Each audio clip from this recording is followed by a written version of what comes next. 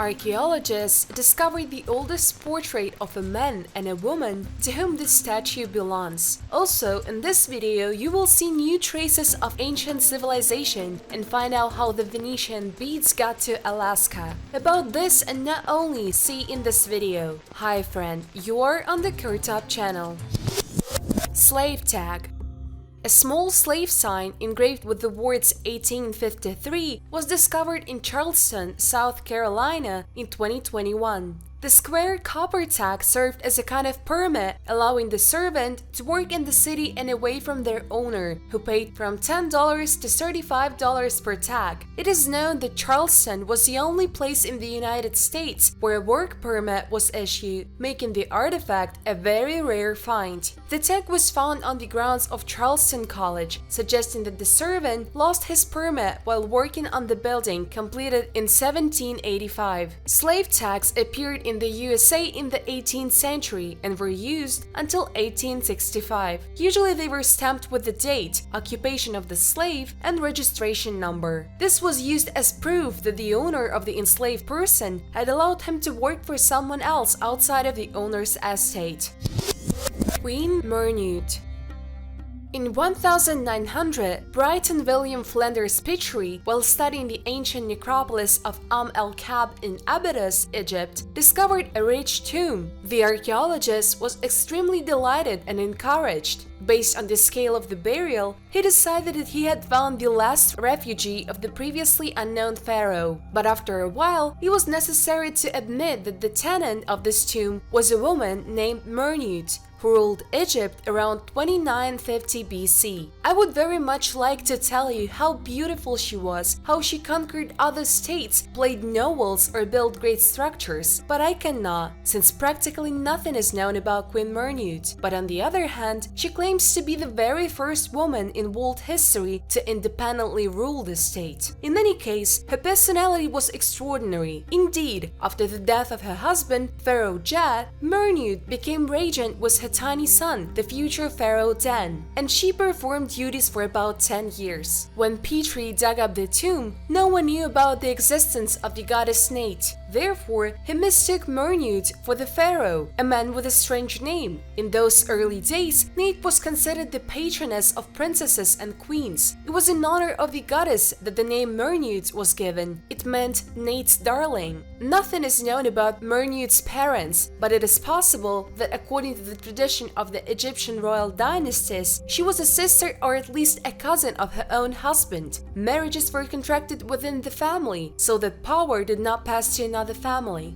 Then the great-grandfather of the queen could be the first pharaoh or the first dynasty of Egypt Narmer. The tomb of Merneut is different from the pyramids we are used to. At that time, mace steps were built, buildings with a flat roof reminiscent of a palace. The mace steps included pantries and burial chambers for servants and officials, animals, all those who, according to the bloodthirsty custom, were sacrificed and had to accompany the mistress in the afterlife and serve there. In all the cells in the mace step of Queen Merneut, there were tenants. Gold cross with ruins of the Kingdom of Northumbria.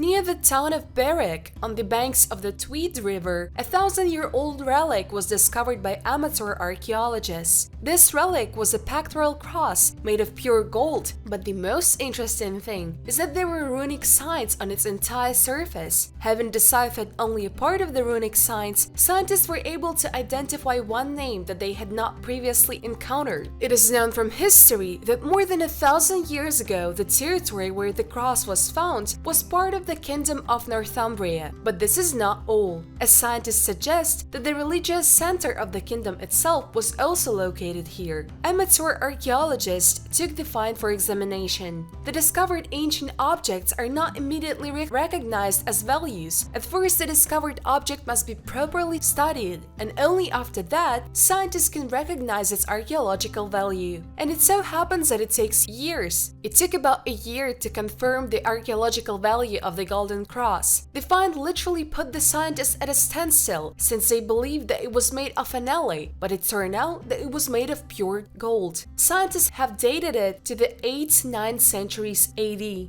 Scientists were also struck by the fact that almost all of its surface was strewn with signs. Scientists have so far managed to decipher only a part of them, but they all add up to one word, Adref, a name that has not yet been found in science. Now scientists know the name of the probably owner of the cross. Now they can only guess who he was, and most likely he was from the upper class, since it is unlikely that an ordinary person was able to afford such a decoration. Scientists have put forward a version that this is an abbreviation on behalf of the real Erdwulf, which has been found more than once in historical sources. Moreover, this name was given to one of the kings of Northumbria, whose fate turned out to be very sad. He was overthrown and then expelled from the kingdom. New traces of an ancient civilization. Scientists have been trying for several years to solve the riddle of the ancient metropolis, which by the way is included in the UNESCO World Heritage List as a burnt city. The city was around 3200 BC. Scientists also know that it was populated no less than 4 times. That is, it was restored every time after catastrophic fires that completely destroyed the city. It, like a phoenix bird, was reborn from the ashes. Excavations this year have brought rare artifacts to archaeologists, with which they hope to gain new information about this mysterious city. Almost every archaeological mission in this city is dedicated to unraveling the mystery of the city that has died many times, and most importantly, why it was rebuilt from the ruins again and again. This year, archaeologists have found new traces of settlements that once existed on the site. But in addition to traces of ancient buildings, many artifacts were also discovered. Some of them are quite rare. Archaeologists have dug trenches along long-ruined structures that they hope will help them uncover the region's early settlement. From previous excavations, scientists have already learned that the inhabitants of this city were good both in weaving and craft. They created amazing decorative objects. They were also very good at carving in stone. Ggantija, an amazing ancient temple. At the top of the Shara Plateau, on the island of Gozo, which belongs to Malta, is the ancient temple complex of Ggantija. Literally, this name translates as the Tower of the Giants. This complex consists of 2 temples, south and north. They are next to each other and are surrounded by a wall of limestone blocks. Some of the blocks are 5.5 meters high and weigh 50 tons. Now comes the fun part. The age of this complex is about 5,500 years old, and it was built when there were no iron tools and the wheel was not even invented. Ggantija is a magnificent temple complex of the Neolithic era. The walls of both temples are built of limestone blocks, and without the use of a fastening solution, the stones simply hold on due to their weight. Locals believe that these temples were built by an ancient race of giants to worship their gods. Both temples in their projection are similar to a rounded maple leaf. How did the Maltese build such structures? How were the heavy blocks moved? The researchers believe that this could have been done with rounded stones, like in ball bearings. Such stones have been found in the vicinity of the temple. But delivering limestone to the construction site is only half the battle. It was still necessary to lift the blocks up. Have they been lifted by hand? Most likely not. Levers were used. A massive block with a recess is installed near the southern temple, which according to scientists served for ablution in front of the entrance to the temple. In its 5 apses, there were different altars, and judging by the abundance of animal bones contained in the cultural layer, sacrifices were made to the gods there. Archaeologists believe that the Ggantija complex was dedicated to the cult of fertility. Many figurines related to this cult were found in the temples themselves and in the surrounding area. Much to our regret, in 1827, Colonel John Otto Bayer, deputy governor of the island of Gozo, gave an order to clean up the territory of the monument from rubbish. Along with everything that was considered rubbish, land was taken out, which probably contained interesting and valuable archaeological finds that would have opened the veil of secrecy over this impressive structure. Surprise from the well.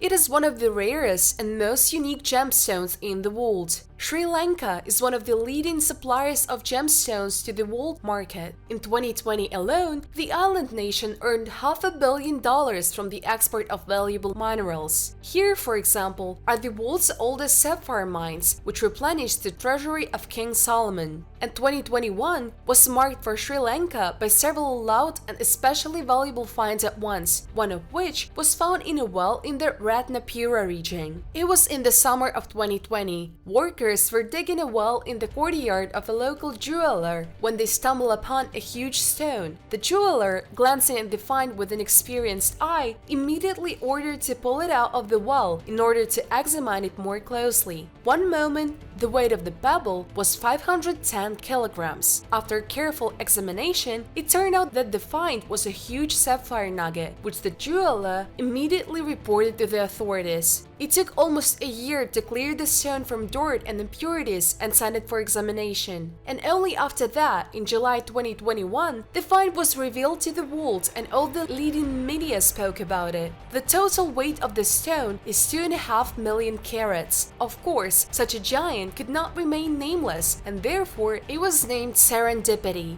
Gamini Zoisa, an employee of the National Gem and Jewelry Administration of Sri Lanka, noted that the approximate age of the sapphire is 400 million years, and according to preliminary estimates, the value of the nugget is about $100 million. And in September 2021, a sapphire nugget weighing 310 kilograms was found at one of the mines also near Ratnapura. The find was presented to the public in early December, and at the moment, its cost is not announced. It will become known after certification, but the nugget has already received the name Queen of Asia. Deciphered the inscription of the 14th century. An inscription from the 14th century was discovered on the island of Giresun, which is 1.5 kilometers from the Turkish province of Giresun on the southeastern coast of the Black Sea. Throughout its history, this island has been known under different names and has preserved traces of life since ancient times. Largely due to this, it became the subject of many legends and mythological stories. For example, it is known as the island where Amazonian women once lived, as well as the mythological story of how Hercules came here to find golden fur. Successive excavations have been conducted here since 2009, and during this time, archaeologists have made many important discoveries. Thus, among the finds one can note a variety of ceramics, frescoes, coins, as well as skeletonized remains. In addition, ruins of walls, temples, wells, and tombs have been discovered here. The inscription, which is now in question, was discovered on the island last year, and according to scientists, is very important since it provides new data on the history of both the island itself and the entire region. There was an inscription on the floor of the tower structure and belongs to the period of the reign of Alexius III Megas Comnenus, the emperor of the Trebizond. It was made with goose feathers on a terracotta slab measuring 30 by 50 centimeters. It says that the buildings and walls on the island were ordered by the Venerable Maria, wife of Pinkernes Kyriakos, son of the governor Giresun Rustem. This name gives scholars reason to talk about the presence of strategic marriages between the Turkmenbaks in the region and the Komnenian dynasty, an ancient Byzantine aristocratic family that went down in history as the Great Komnenes. Also, scientists know that the importance of the inscription is also in the fact that it itself is a unique work written in the regional alphabet of the Trebizond Empire. The oldest portrait of a man. In front of you is the most ancient, apparently, preserved portrait of a man on Earth. A woman with a distorted face lived in the south of what is now Bohemia, among rhinos, sculptures, and ritual bonfires. And imagine she was a shaman. Yes, this is the oldest evidence that prior to the beginning of history, there was no gender discrimination among the clergy. Apparently, the choice of profession was influenced by the unusual appearance of Our Lady. A negotiator with spirits should be unusual. See, the left side of her face is different from the right, and there is something wrong with the eye. Apparently, the consequences of birth trauma. A sculptural portrait of a shaman lady, approximately 25–27,000 years old, was unearthed in a Paleolithic settlement at the foot of a rocky hill in what is now South Moravia. The village in the neighborhood is called Dolny Vistanice as a site itself. The climate is blessed here, but now, and at the time of the mysterious shamaness in Moravia, it was cold, and there were reindeer, as well as cave lions, woolly rhinos, and mammoth, of course. Behind a solid fence made of mammoth tusks stood round huts, something like the chums of our Merneut and Ggantija. Each chum contains from 1 to 5 neat hearths. Archaeologists have found in the ash the remains of hundreds of ceramic figurines, the very rhino lions, as well as the Paleolithic Venuses. Yes, friends, this is also the place where the oldest ceramics in the world were found. What kind of ceramics? Look at this Venus, a masterpiece even by today's standards. The inhabitants of the camp either moved a lot from across the continent or traded with distant countries. Here they found shells from the Mediterranean Sea, the nearest coast of which is more than 500 kilometers. It used to be thought that the first weavers among people appeared 5–8,000 years ago. But no, prints of fine woolen fabrics were recently found on ceramics from Dolny Vistanice. So the shaman lady wore dresses, not just mammoth skins. Mammoth were also the main source of protein in her diet, but about 25% of the protein came from freshwater fish caught in nets. How do we all know this? About her profession in food. So they found her, this lady, under the floor of one of the huts years after the opening of the portrait. A woman of about 36–45 years old was buried with a fox in her hands. 2 scapular bones of a mammoth with incomprehensible signs were placed on top, and everything was covered with sacred red ochre. By the way, this is approximately how the people of the far north buried their shamans already in historical times. And yes, her skull is deformed on the left, just like in the famous portrait. Venetian beads in Alaska. Archaeologists at the University of Alaska at Fairbanks have discovered several tiny blue beads in 3 different locations in Alaska that were made in Venice during the Renaissance. Scientists say the discovery could rewrite the history of America's discovery. Scientists believe that Columbus was not the first European to set foot in America. Most likely, these were the Vikings who saw America almost 500 years before him. However, now experts have every reason to believe that after the Vikings, other Europeans could have visited these lands. Michael Kuntz and Robin Mills, the authors of the new study, found glass beads in 3 different locations around Brook Falls in Alaska. Previously, Inuit lived in these places. Archaeologists have already found beads and jewelry in this region, but this time, the discovery turned out to be unique because together with the beads, scientists discovered several bracelets, rings, and most importantly, a rope made of plant fiber. It was the rope who helped the researchers to carry out carbon dating and find out the time of creation of artifacts. Analysis showed that the items date from 1397 to 1488. Columbus arrived in America in 1492.